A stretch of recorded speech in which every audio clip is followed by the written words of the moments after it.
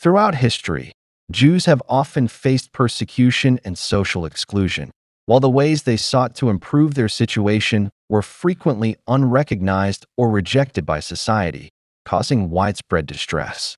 In the Middle Ages, Jews could find some psychological comfort in the idea of religious salvation. However, modern Jews, influenced by Enlightenment thinking and having experienced the freedoms of the French Revolution, could hardly remain indifferent to new social pressures. This reality forced them to ask, what is the path forward for the Jewish people? How could they escape recurring hardships? Some Jewish intellectuals with a modern perspective explored these questions deeply and ultimately concluded that the Jewish people needed their own nation. In ancient times, Jews had established a state in Palestine, but it eventually disappeared. To sustainably improve the situation for contemporary Jews, a Jewish state needed to be reestablished. This idea, restoring a Jewish homeland in Palestine, is known as Zionism, named after Mount Zion, regarded as a sacred site outside Jerusalem. The first modern political proponent of Zionism was the German Jewish thinker Moses Hess. Born into a traditional Jewish family in Bonn, Hess initially believed, like many Jews of his time, that assimilation or idealized solutions could address Jewish issues. He was also a socialist and maintained close ties with Karl Marx and Friedrich Engels.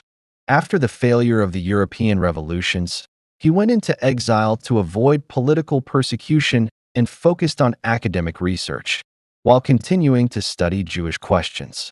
In 1862, Hess published Rome and Jerusalem in Cologne.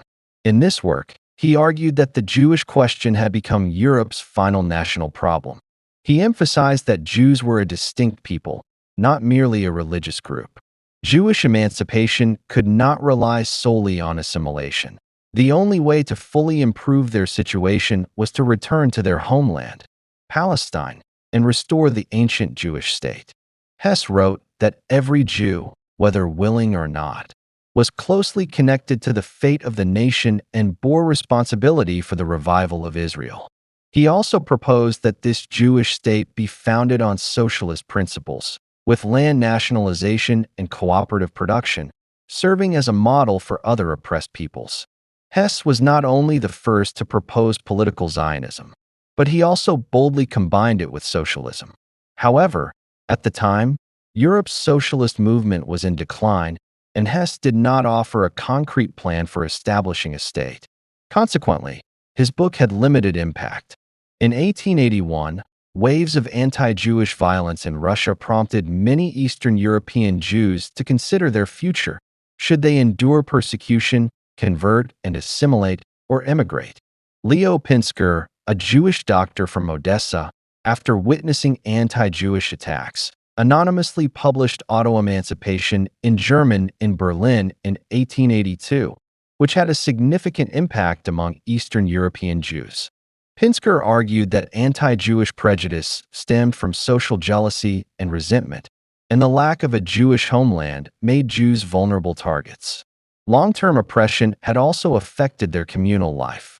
The solution, he suggested, was self-emancipation, establishing a state on their own land and living as a normal nation. Unlike Hess, Pinsker not only proposed the idea, but also developed an action plan. He advocated convening an all-Russian Jewish Congress to discuss purchasing land for settlement of millions of Jews, with support from major powers. Initially, he considered Palestine, North America, or land within the Ottoman Empire, but he later recognized that only Palestine could inspire broad emotional support, becoming a leader of the Lovers of Zion movement. In 1882, inspired by Auto-Emancipation, some Russian Jews in Berlin founded the Lovers of Zion Society, encouraging organized emigration to Palestine. Pinsker was appointed chairman. In 1884, the society held its first congress in Katowice, Upper Silesia, Poland, deciding to raise funds to assist Jewish settlement in Palestine and establishing branches in Warsaw and Odessa. Subsequent congresses helped shape the early Zionist movement, the Lovers of Zion, which played a crucial role in the history of Zionism. laying the groundwork for later large-scale political Zionism and training core leaders. In the late 19th century, alongside Hess and Pinsker, other Jewish thinkers developed similar or related ideas, such as Kalischer's religious revival theory, Smolinsky's theory of national regeneration, Baum's political-religious approach, Ahad-Haim's cultural Zionism, and Herzl's political Zionism. Around the same period, Jewish intellectuals in various countries independently explored the future of their people, proposing similar ideas, reflecting both the urgency of the Jewish question and the natural emergence of the Zionist movement.